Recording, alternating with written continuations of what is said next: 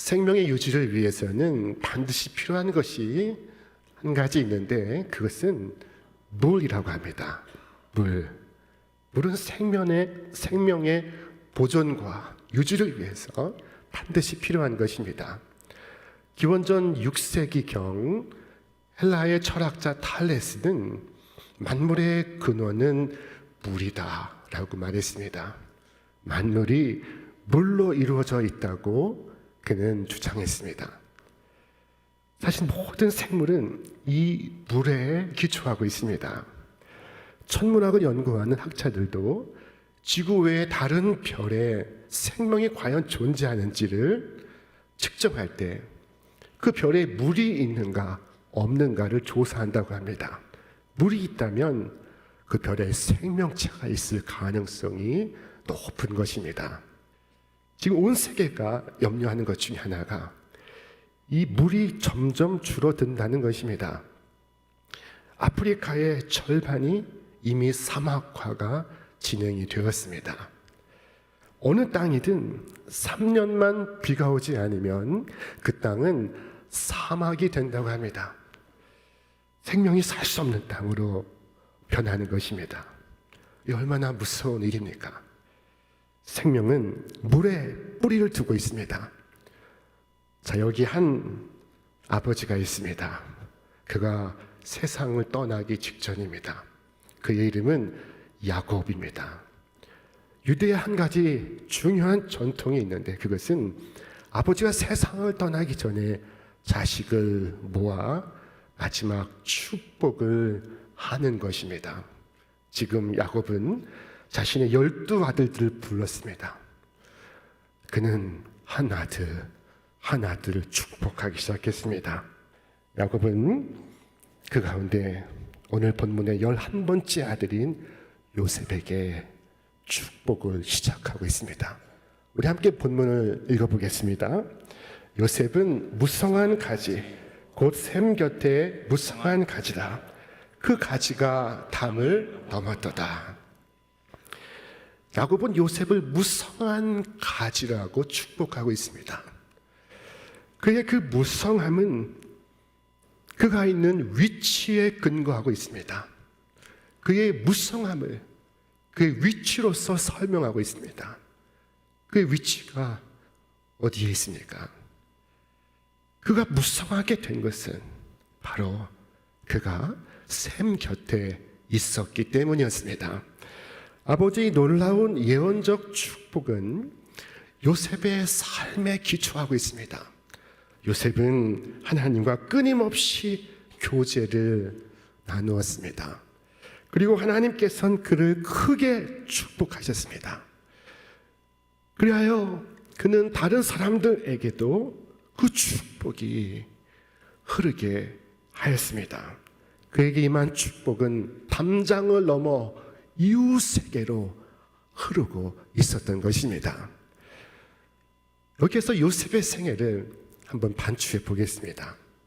요셉은 어린 나이에 형들에 의해서 애굽의 노예로 팔려가게 되었습니다. 하지만 하나님은 요셉과 함께 하시고 있었습니다. 요셉은 주인의 집에 노예가 되었으나 주인은 그에게 모든 일을 맡겼고 그리고 하나님은 요셉으로 인하여 그 집을 축복해 주셨습니다. 그는 주인의 아내의 무고로 인하여 억울한 옥살이를 살게 되었습니다. 그러나 그 와중에도 하나님께서는 그와 함께 하시고 있었습니다. 성경은 말씀하기를 여호와께서 요셉과 함께 하시고 그에게 인자를 더하사 간수장에게 은혜를 받게 하시매 요셉은 그 감옥 안에서도 감옥의 재반 사무를 담당하게 되었습니다. 감옥은 그를 인하여 밝아지게 되었습니다. 그리고 몇 년 후 그는 바로의 보좌 앞에 서게 되었습니다. 바로의 보좌 앞에서도 하나님은 그와 함께 하시고 있었고 하나님은 그를 인도하시고 있었습니다. 요셉은 샘 곁에 무성한 가지였으며 그 샘은 그의 하나님이었습니다. 그 결과 그는 어떤 삶을 살아가게 되었습니까? 그는 환경에 구애되지 않는 삶을 살아갔습니다. 그는 밖에 있는 것으로 인하여 해를 입지 않았습니다. 왜냐하면 그에게는 그 속에서 영생하도록 솟아나는 샘물이 있었기 때문입니다. 주께서 말씀하셨습니다. 누구든지 목마르거든 내게로 와서 마시라. 나를 믿는 자는 성경의 이름과 같이 그 배에서 생수의 강이 흘러나오리라. 요셉은 노예살이를 하면서도 그리고 억울한 옥살이를 하면서도 변함없이 하나님의 은혜로 살아갔습니다. 그는 환경을 비관하며 삶을 슬퍼하지 않았습니다. 그는 늘 경건한 삶을 살아갔으며 맑은 영성을 간직하고 살아갔습니다. 우상 숭배가 생활인 애굽에서도 그는 늘 하나님과 함께 걷고 있었습니다. 그는 어떤 삶을 살아갔습니까? 그는 시간에 좌우되지 않는 삶을 살아갔습니다. 그는 어릴 때나 혹은 나이 들어서나 변함없이 하나님의 은혜로 살아갔습니다. 그가 늙어서도 어릴 때 받았던 그 은혜를 여전히 받아 누렸습니다. 그에게 은혜는 줄어들지 않았습니다. 샘은 마르지 않았고 다함이 없었습니다. 나무가 계속해서 물을 빨아들여도 그 물은 줄지 않았습니다. 그래야 그의 가지는 무성했으며 무성한 가지는 담장을 넘었습니다. 요셉은 어떤 삶을 살아갔을까요? 그는 사람에 의해 좌우되지 않는 삶을 살아갔습니다.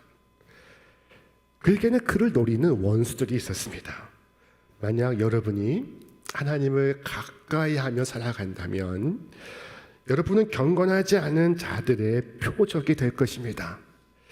세상 사람들은 여러분에 대해 적개심을 가질 것입니다. 이것은 주께서 말씀하신 바와 같습니다. 오늘날에도 이 땅에 요셉은 무고히 참소를 당하고 무고히 유배를 경험하고 있습니다. 그러나 그렇게 된다고 해서 해가 그에게 미치는 것은 아닙니다. 오늘 본문에 말씀하기를 활 쏘는 자가 그를 학대하며 적개심을 가지고 그를 쏘았으나 요셉의 활은 도리어 굳세며 그의 팔은 힘이 있으니 이는 야곱의 전능자 이스라엘의 반석인 목자의 손을 힘입음이라. 자기 백성을 지키는 하나님은 졸지 아니하시고 주무시지 아니하십니다. 여러분, 오직 하나님만을 바라보며 살아가시기 바랍니다. 그러면 사람의 위협에 굴복하지 않을 수 있습니다. 주님을 의지하는 자들은 원수들 앞에서 결코 수치를 당하지 않을 것입니다. 요동하지 않을 것입니다. 요셉은 환경에 따라 좌우되지 않았으며 세월에 따라 늙어가지도 않았으며 사람들에 의해 위협받지도 않았습니다. 요셉은 변함없이 무성한 가지를 들이우고 있었습니다. 가지마다 풍성한 열매가 가득히 맺혀 있었습니다. 그것은 그가 샘 곁에 뿌리를 내렸기 때문입니다. 사랑하는 여러분, 하나님의 은혜의 샘에 깊이 뿌리 내리시기를 축원합니다. 하나님은 변함없는 샘이십니다. 그러므로 샘이신 하나님을 떠난 사람은 물이 없는 사막을 살아가게 될 것입니다. 하나님을 떠나는 것은 샘을 떠나는 것입니다. 그 영혼은 황폐하며 그의 삶은 파괴되고 말 것입니다. 사막화가 진행되는 것입니다. 요셉은 높은 지위에 올랐고 모든 것이 풍족한 삶을 살아갔지만 그는 그 모든 것이 하나님께서 베풀어 주신 것임을 깨닫고 있었습니다. 그 땅에 하나님의 은혜의 샘이 사라진다면 그 땅에 사막화가 진행될 것입니다. 예레미야 17장 5절로 6절 말씀에 이르기를 무릇 사람을 믿으며 육신으로 그의 힘을 삼고 마음이 여호와에게서 떠난 그 사람은 저주를 받을 것이라. 그는 사막에 떨기나무 같아서 좋은 일이 오는 것을 보지 못하고 광야 간조한 곳 건건한 땅 사람이 살지 않는 땅에 살리라. 사랑하는 여러분, 여러분의 힘의 원천이 어디에 있는지, 생명의 원천이 어디에 있는지를 기억하시기를 바랍니다. 여러분의 힘의 원천은 바로 깊은 샘에 있습니다. 그 샘에 뿌리를 내려 날마다 신선한 물을 마시기를 바랍니다. 여러분 자신을 의지하지 마시고 다음이 없는 은혜의 샘을 의지하시기 바랍니다. 무한한 사랑이 흐르는 하나님 말씀의 샘에 뿌리 내리시기를 바랍니다. 여러분, 그 샘의 물은 결코 오염되지 않는 물입니다. 우리가 흔히 보는 일반 시냇물은 여러 가지가 섞여 있어서 그 물은 오염되어 있습니다. 건강에 좋지 않습니다. 그 물은 쓴맛을 냅니다. 그러나 땅 밑에 있는 깊은 샘에는 오염된 요소가 없습니다. 그 물은 달콤하기 그지없습니다. 여러분, 전혀 오염되지 않은 말씀의 샘으로부터 날마다 신선한 물을 길어 올리시기를 바랍니다. 요셉은 무성한 가지 되어 살아갔습니다. 그리고 그의 가지는 담장을 넘어 많은 사람들을 유익하게 하고 있었습니다. 요셉이 보디발 장군의 노예로 있을 때 보디발 장군의 집은 요셉으로 인하여 복을 받게 되었습니다. 성경 말씀하기를 여호와께서 요셉과 함께 하심으로 그가 형통한 자가 되어 그의 주인 애굽 사람의 집에 있으니 그의 주인이 여호와께서 그와 함께 하심을 보며 또 여호와께서 그의 범사에 형통하게 하심을 보았더라. 요셉이 주인 보디발 장군의 아내의 모함으로 억울한 옥살이를 하게 되었습니다. 그러나 그 감옥 안에도 그로 인하여 축복이 임합니다. 간수장이 옥중 죄수를 다 요셉의 손에 맡김으로 그 재반 사무를 요셉이 처리하고 간수장은 그의 손에 맡긴 것을 무엇이든지 살펴보지 아니하였으니 이는 여호와께서 요셉과 함께 하심이라. 여호와께서 그를 범사에 형통하게 하셨더라. 요셉이 보디발의 집에 가면 보디발의 집에 축복이 임하였고 요셉이 감옥에 가면 감옥에 축복이 임하였습니다. 요셉이 바로의 궁전에 섰을 때 바로와 온 애굽 땅에 축복이 임하기 시작했습니다. 어느 날 요셉은 바로 앞에 서게 되었습니다. 그리고 하나님의 영으로 감동이 되어 바로의 꿈을 해석하기 시작했습니다. 앞으로 7년 동안 풍년이 찾아오겠지만 뒤따를 7년 동안은 대흉년이 될 것입니다. 흉년의 파괴력은 엄청나서 지난 7년의 풍년의 기억을 잊게 할 것입니다. 모든 결실을 소진시키고 땅과 거민을 황폐하게 만들 것입니다. 하나님께서 이를 작정하셨기에 이 편치 않은 힘을 보이시기 위하여 꿈을 겹쳐 꾸게 하셨나이다. 앞으로 풍년 기간 동안 잘 준비하여 대비하면 흉년 기간 동안 목숨을 보존하게 될 것입니다. 바로는 그 자리에서 이 30세 청년을 애굽의 총리로 세웠습니다. 요셉은 총리가 된 14년 동안 철저하게 준비했습니다. 7년의 풍년 동안 7년의 흉년을 대비하였습니다. 그리고 7년의 풍년 이후 극심한 흉년이 가나안과 애굽과 고대 근동 지역을 강타했습니다. 굶주린 자들의 아우성이 가득하게 되었습니다. 기근에 시달리는 백성들이 요셉을 찾아왔습니다. 인근 나라의 백성들도 요셉을 찾아왔습니다. 요셉은 그때 창고를 활짝 열었습니다. 그가 연 창고는 다시는 닫히지 않았습니다. 기근이 끝날 때까지 창고에서 곡식이 떨어지지 않았습니다. 이 놀라운 사건을 통하여 요셉은 애굽을 구하고 가나안을 구하고 열방을 구하고 있었습니다. 기근에 허덕일 수밖에 없던 세상이 요셉으로 말미암아 기근은 면하게 되는 축복을 받게 되었습니다. 요셉의 풍성한 가지는 담장을 넘고 있었습니다. 그리고 이 모든 일은 그가 샘 곁에 뿌리를 내렸기 때문입니다. 우리 함께 말씀 읽겠습니다.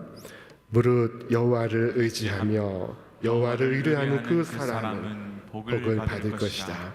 그는 물가에 심어진 나무가 그 뿌리를 강변에 뻗치고 더위가 올지라도 두려워하지 아니하며 그 잎이 청청하며 가무는 해에도 걱정이 없고 결실이 그치지 아니함 같으리라. 아멘. 여호와를 의지하는 자는 물가에 심기운 나무와 같으니 그는 가뭄에도 두려워하지 않으며 잎이 청청하며 때를 따라 결실이 그치지 아니함 같으리라. 여러분, 물가에 심기운 나무는 이 강한 태양볕이 내리쬐도 두려워하지 않습니다. 오히려 태양볕이 강하면 강할수록 뿌리를 더욱 물가에 깊이 내립니다. 그리고 더 많은 결실을, 더 달콤한 열매를 맺습니다. 사람도 마찬가지입니다. 고난이 다가올 때 그는 말씀의 더 깊은 곳까지 뿌리를 내려야 합니다. 그러면 고난 속에서 더 강해지고, 고난 속에서 더 지혜로워지고, 고난 속에서 더 성장합니다. 그러나 이 뿌리 내림이 없이 단순히 햇볕을 받기만 한다면 그는 메말라 죽을 것입니다. 시편의 시인은 고백했습니다. 주여, 주의 법이, 그 깊은 말씀의 샘이 나의 즐거움이 되지 아니하였다면 내가 이 뜨거운 고난 중에 멸망하였으리다. 여러분, 샘 곁에 뿌리를 내린다면 고난은 있을수록 좋고 햇볕은 강할수록 좋습니다.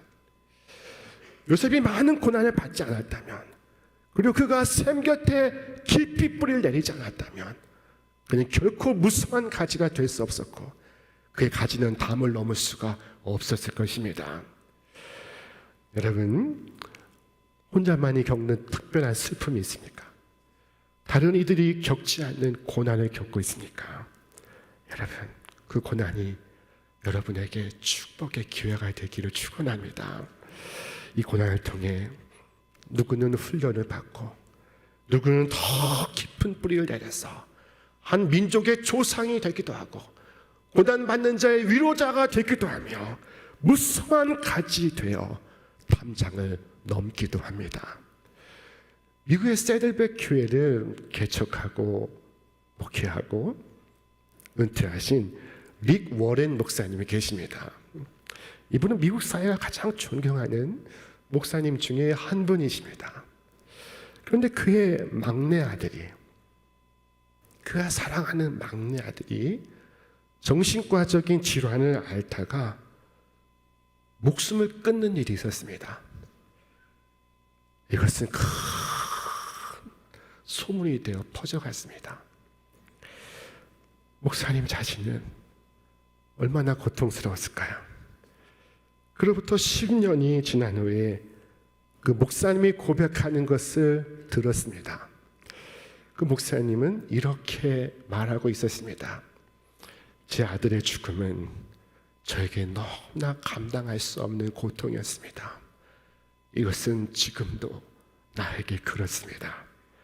제 아들이 죽은 이후 수많은 비난이 들려왔습니다.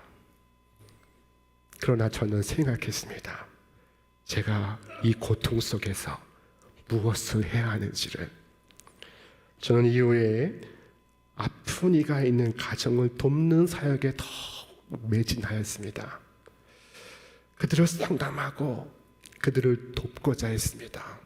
선하신 하나님은 고통 속에서도 선을 이루어 가실 것을 믿었습니다. 그 사역은 커져갔고, 그로 인하여 세드백 교회는 18개 교회로 불어났으며 교회 사역은 전 세계로 소개되기 시작했습니다. 지난 역사 속에서 우리의 민족 가운데 말할 수 없는 고난이 있었습니다. 그러나 이 고난으로 인하여 이 민족이 더욱 깊은 은혜의 샘에, 하나님의 깊은 말씀의 샘에 뿌리 내리기를 원합니다. 그리하여 묵성한 가지가 되어 담을 넘어 저 북한 땅에도, 그리고 저 동아시아와 이 전 세계에도 축복의 가지를 드릴 수 있기를 원합니다. 여러분, 하나님의 은혜의 샘에 더 깊고 견고한 뿌리를 내리시기를 주님의 이름으로 축원합니다. 지금과 같이 이 악한 시대 속에서 여러분 더 깊이 말씀의 뿌리를 내리십시오. 태풍이 불 때 여러분 특별히 주의해야 합니다. 평상시에는 배 뒤쪽 고물에 닻을 적당한 곳에 하나를 내리지만은 태풍이 불 때에는 배의 선수와 선미에 닻을 동시에 내립니다. 오늘 우리도 우리의 마음과 몸으로 영원한 말씀의 샘에 닻을 내리기를 원합니다. 요셉은 힘으로 은혜의 말씀을 붙들었으며, 그래서 그의 가지는 무성하였고 그 무성한 가지는 담을 넘고 있었습니다. 그는 많은 사람을 유익하게 하였습니다. 여러분, 기도하실 때 주님, 저로 주님과 주님의 말씀에 더 깊이 뿌리내려 그 샘에서 생명을 공급받게 하여 주옵소서. 이 민족이 고난을 딛고 이 남과 북 한반도를 넘어 동아시아와 전 세계까지 무성한 가지를 드리우게 하여 주옵소서. 기도하시고 응답 받으시는 여러분과 제가 되시기를 주님의 이름으로 축원합니다. 축원합니다.